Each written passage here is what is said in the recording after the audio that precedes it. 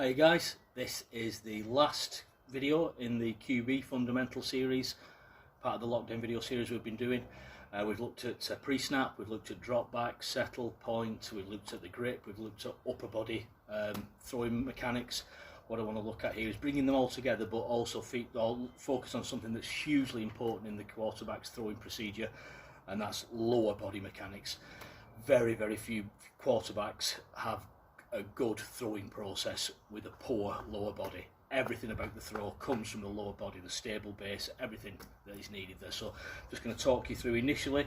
I'm going to imagine a point where we've gone through a drop back and now a settle, and we're in our load position here. The ball's up here, so we talked about in the previous video.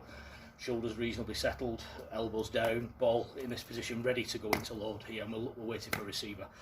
My back foot is teed against the area I'm going to throw to, so I could be over there. If I was throwing there, I could be over there. In this case, I'm just going to throw straight down the field there. So back foot's in that tee position. What we want to feel like, in case we have to move, is that most of the weight is on slightly again on the balls of our feet rather than the heels of our feet. And we want to feel the balls of those feet not jammed hard in the ground, but stable in the ground, certainly stable in the ground. Most of my weight, about 60-70% of my weight, is on my back, quad, hip, going through to my foot, the inside of my back foot, not on the back, not on the outside of my back foot, otherwise I'm leaning away. So it's the inside of my back foot, because then I'm able to push off and throw. So balls of the feet a little bit the weight, back foot 60-70%, inside of the back foot, the force of that weight generally. If you need to move as a quarterback from here, if we need to move left, right, backwards, forwards, almost always we would coach the foot to go first would be your back foot. So if I needed to move out to this side of the field, my back foot would go and then I'd follow that way. If I was going back here, this one would go first and that one would come. Same if I'm going backwards, and even if I'm going forwards, back foot comes first.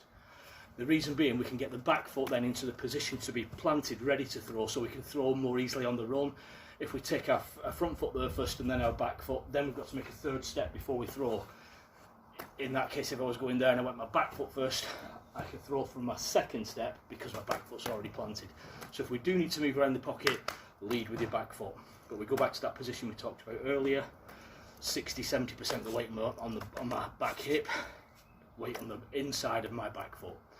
As I then go into the load phase here, what I'm doing, I've closed that shoulder off, weight is still absolutely down this side of my body.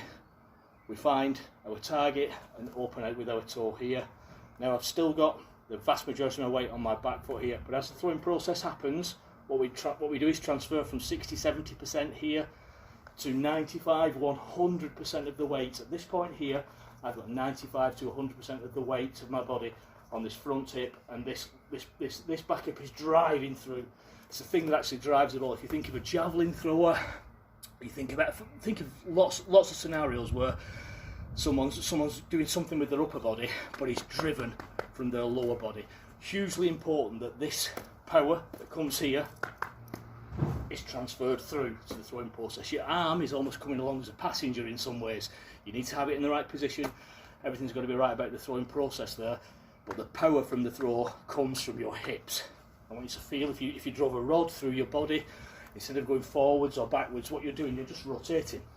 So the throwing process mostly is rotating. It's rotational force that gets your shoulders round, and as you release that ball, once your chest is chest on, everything has come from power that you generated from your back hip and your back quad. Really important in that throwing process. I just want you to sort of think about that. Don't forget it in the throwing process. Don't get so focused on your shoulder or your arm that you forget about your lower body, because for the quarterback it's hugely important. Lots of cramming in just 3 or 4 minutes, and I could talk about it for another 20 minutes, but hope that's been useful, and yeah, thanks very much guys.